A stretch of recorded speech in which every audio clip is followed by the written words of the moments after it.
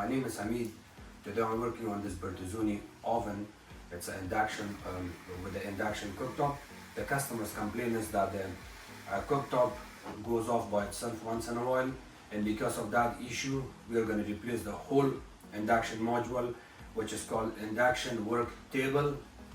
And the part number for this unit is B as a Bravo, I as in India, P as a Papa, 72, Q as a Quebec, X as an X-ray. And I will teach you and show you how to replace this. Before we replace the part here, we have this sheet that we will put the sheet in front of the oven, and we are gonna pull the oven out on top of this, and then we can start working on it from there. Before we do that, the very important part here is the beautiful paint here. This paint, we do not wanna cause any kind of damage here. So we have to protect this door glass. Of course, we got the same paint on the corners too, but important part is here. In order to protect this, we're gonna use a blanket, or we can use this or we can use this bubble wrap, and that's how we protect the glass, the paint. And we're going to pull out the unit. In order to pull it out, we will open the door a little bit, hold it from the bottom of the console. From the bottom of the console, we're gonna hold it and pull out the unit.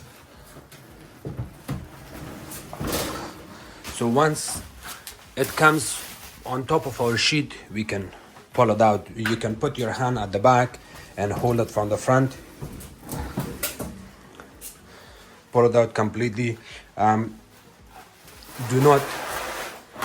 not pull it from the handle. Always hold it from the bottom of the console. And now we're gonna unplug the unit. And this is a two-man's job. To make your job easier, you have to work two people. Two people has to work on it. You can also do this alone if you're a technician, but I recommend working on this unit with two people. We're gonna take all of these back screws out. There's 3 of them, and then there's 3 screws right here.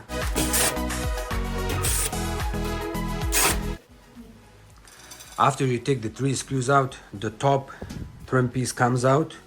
Once you remove all the screws, you push it towards the left and lift it up. These screws, they come right here.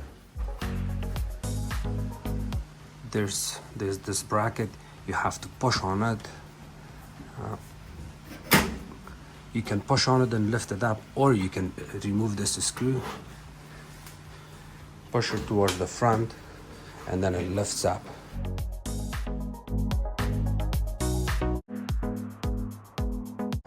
Once the cooktop comes out, you lift it up, and then you have to mark down your wires, which one goes where.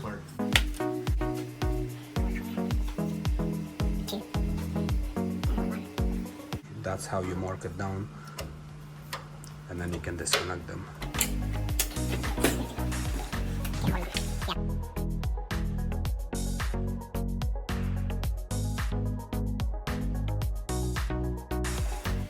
We added the blanket, and then this goes on the top. We are gonna open this. This cover opens. You have to mark down the wires. You can always take pictures of this, or you can mark it down. So for example, number 5, you just write down 5 here. Number 4. 4, 5, 1, and 2. They'll line up. Yeah. You can always add a tiny sticker here. And then on the sticker you can write down 1 or 2, or take pictures. And on this one, we just have to write down 2 dots. And of course your ground goes, this is your ground. Green is your ground. T20.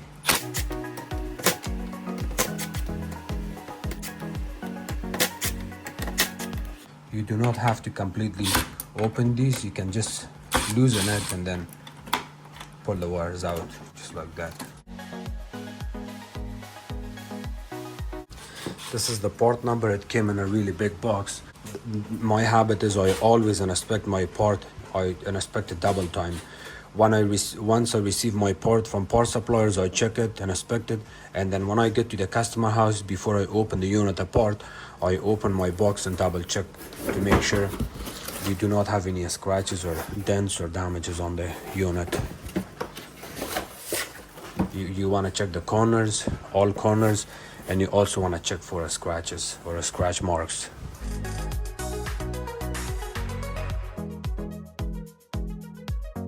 The new part comes with all the bits and pieces. What you can do is, if you're sure that there's no damage on your electrical wires, to make your job easier, just swap the wires from this area and you're good to go. Otherwise, you have to run this through the back of the unit, and then that's how you do it.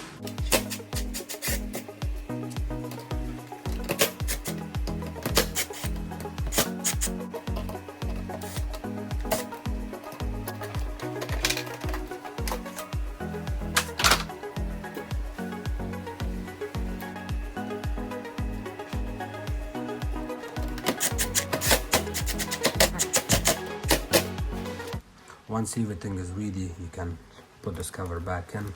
Peel what you can now. Okay, so you can peel off and do a little bit of cleanup It's here. that white stuff that's... And now this, okay, I got this side.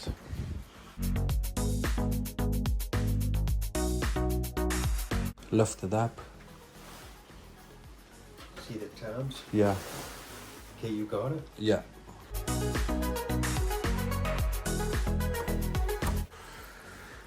When you reinstall these connectors, you see there's a open spot there, there's a close up spot. That's supposed to go straight on the switch on that opening. You see that crack in there? You want to kind of hold it in this position and push it. Double check your wires. Okay, that's how it's supposed to look. When you put the cooktop down, be careful to not push these wires between the cooktop and the top of the oven. So you're gonna install, you're gonna put the cooktop down and slowly slide it to the back. You may also want to lift it from the back at the same time when you do that. Okay, so Hang on, you gotta come to me. It's not going right. okay, let me show it from here. Okay, hold it like that for a second. Are you hooked at your side? Yeah, hold on. Can you lift it up? Why do you want to lift it up? I want to show it there. You see this screw right here? The brass looking screw goes at the bottom of the cooktop And there's hooks at the... right there. It hooks up in there. This screw. And there's front hooks. Yes. So see, it's at the bottom corner. And there's also this. You see these three, this one, that one, and there's one more at the other end. That also goes at the bottom of the cooktop. Okay, did you get your screw? Yeah, I'm good. Okay, is it sliding? Yeah. See how nice it flashes to the front, and then you work on it from the back. To work on it from the back, you want to push this. That bracket, you want to push it with your hand and then put the cooktop down. Look, it's flashed here. It's also flush on that side. If your cooktop is not flushed with the rest of the bullnose, it means that you did not install it properly. So you may want to adjust it back and forth until you get it flush from here to here. Okay, we're going to remove these stickers now, the tape.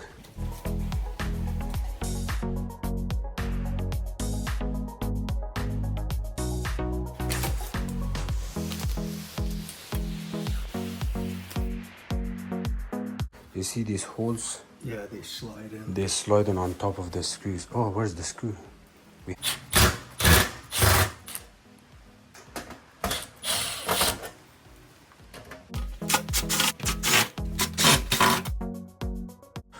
This is the old one.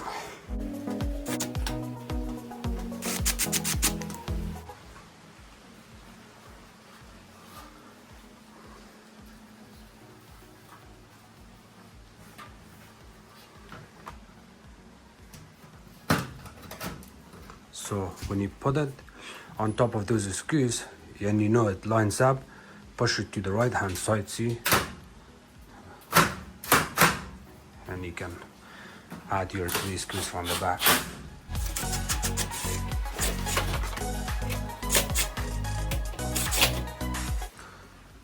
It looks like we're missing 1 screw here, and what you can do is if you're missing a screw, you can always add an extra screw there just to protect it from vibration. It's a good size screw.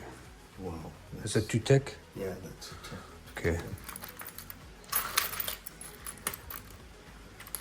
How is this one? I think no, that's too. Here, use this. This is a better one. This is a self-tapping screw. You can just use that.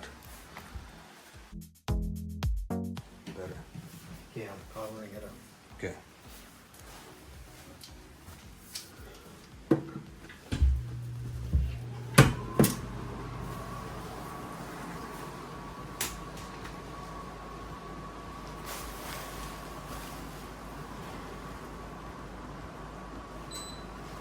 It's loading, Okay. calibrated. When you start the oven, when you plug it in first, it goes to the calibration mode. It's almost like a self-test. It's loading, and then after that, you can use your oven and cooktop.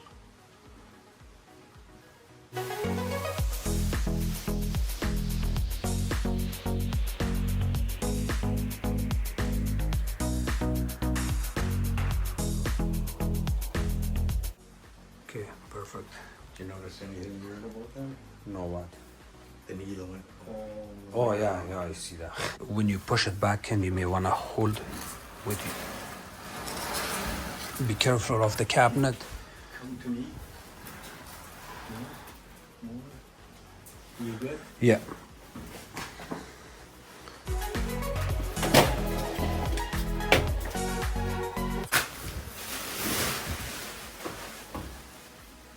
Okay, you got it. It's not done calibrating yet. You got a pot. What? It's not ready yet. Okay. What do you want to do? You gotta wait. Oh, it says wait. It's for the oven. The cooktop is ready. The cooktop should be good, but Okay. So the oven is still calibrating. You can wait for the oven to finish its calibration and testings, or you can just use your unit. Go on the power boost, and you can hear the noise already.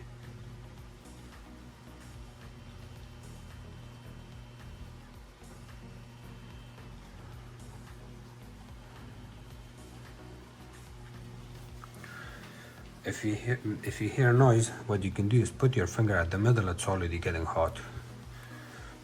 Turn it off, and then go on the front right power boost.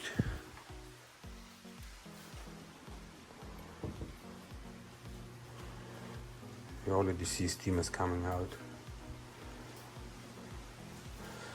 That's good.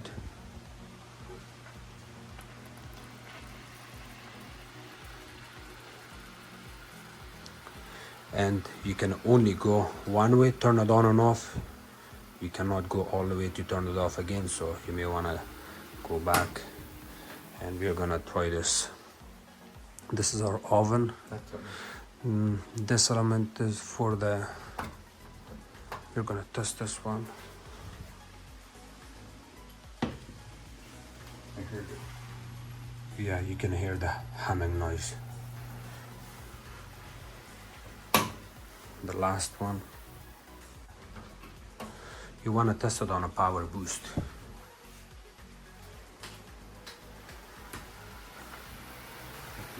It's working.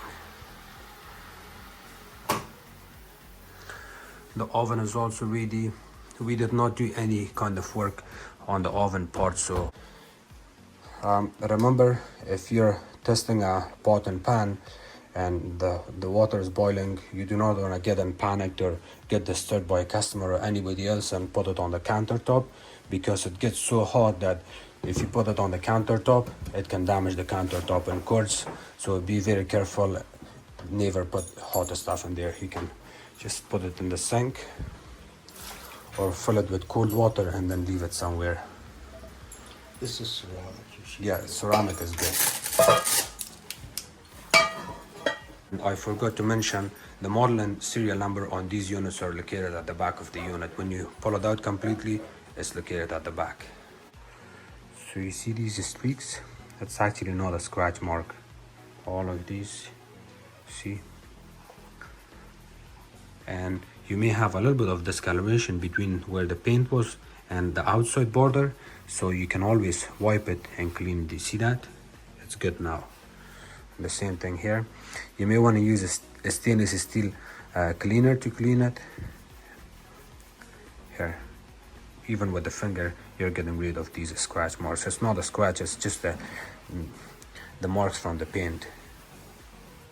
After you are done all with your cleanup and everything, test your cooktop, make sure customer is happy. If you got fingerprints here around, you may want to wipe it and clean it. Also mention to the customer that if they see a smaller scratches here, usually it's not the scratch, it's the residue from the tape that you're using. It's especially on the border of the tape where it goes, so you may want to wipe that and it should be fine. Thank you so much for watching my videos. If you guys have any questions, please comment below. Don't forget to subscribe to my channel, like my videos and share it with others. You can also follow us on Facebook. It's called Hamid Appliances Repair. Thank you.